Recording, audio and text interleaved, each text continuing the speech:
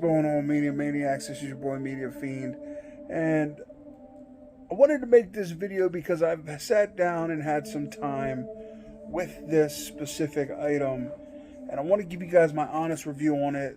I know I unboxed it for you about a week or so ago, and I talked about it, and I was super hyped about it. But now that I sat down and had some time with it, this is going to be my honest review of the retro Super Console Cube X3, right there, that I bought on Prime Day.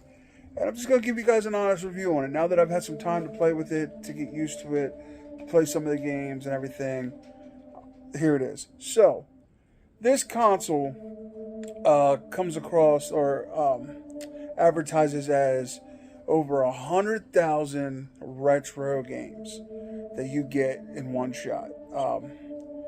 And it is true that you get a lot of games, but you get a lot of repeat games. Okay, so is it 100,000 different games? No. You do get a lot of games, but half of the 100,000, maybe a little more, about 60% of it is a lot of doubles and triples and repeats from other countries and stuff like that. So, is it 100,000 different games? No.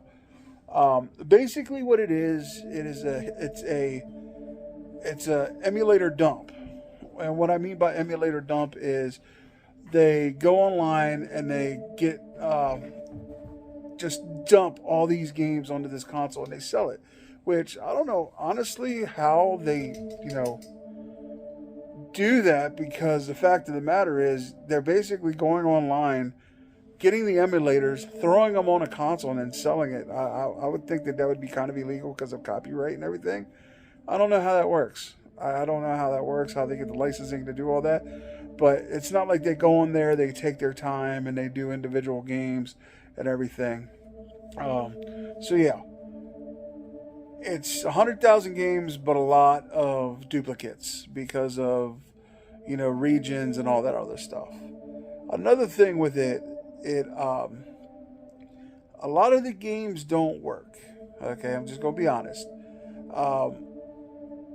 With Nintendo 64 alone, there was like 4 or 5 games out of, I think, it wasn't a lot out of how many you get on the 64. I think you get like 50 or 60 on the Nintendo 64. Like 4 or 5 of them didn't work. One of the big ones for me was Resident Evil. Your boy, back in the horror gamer days, is a Resident Evil guy. So it was a little bit of a harder pill to swallow.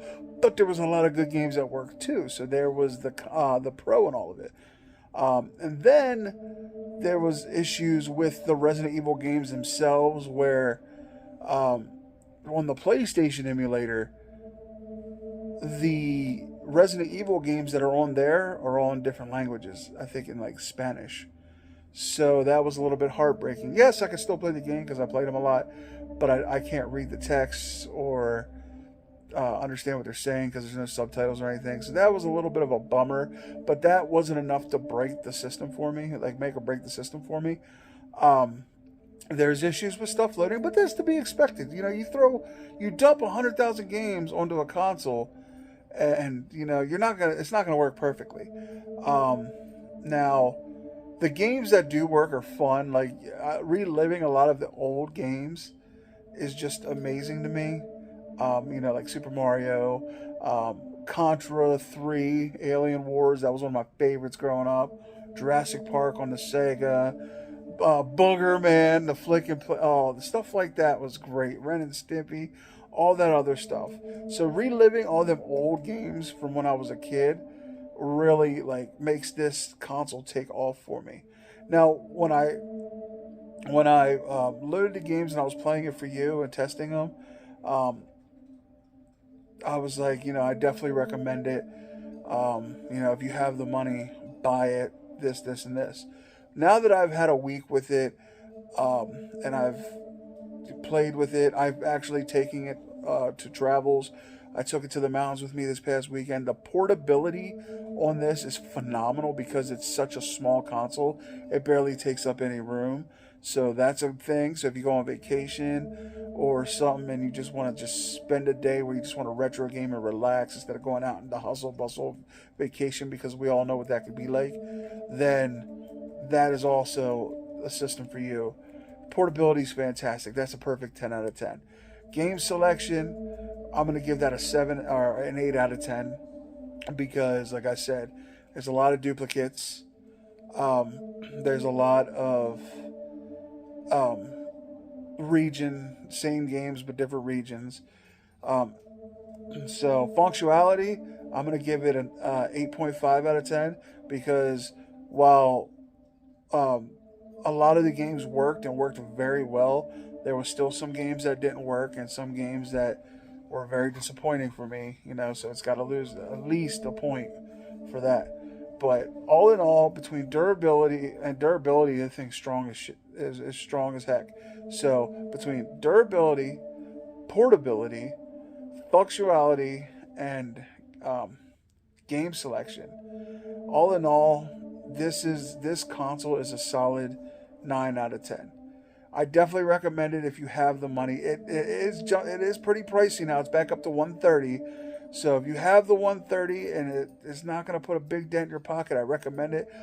But I would recommend the most wait for it to go back on sale and get it for like a lower price, like between 80, 90 to $100. Yeah, that I'd recommend. But like just the massive amount of games that are on there, you're looking at over $1 million in value.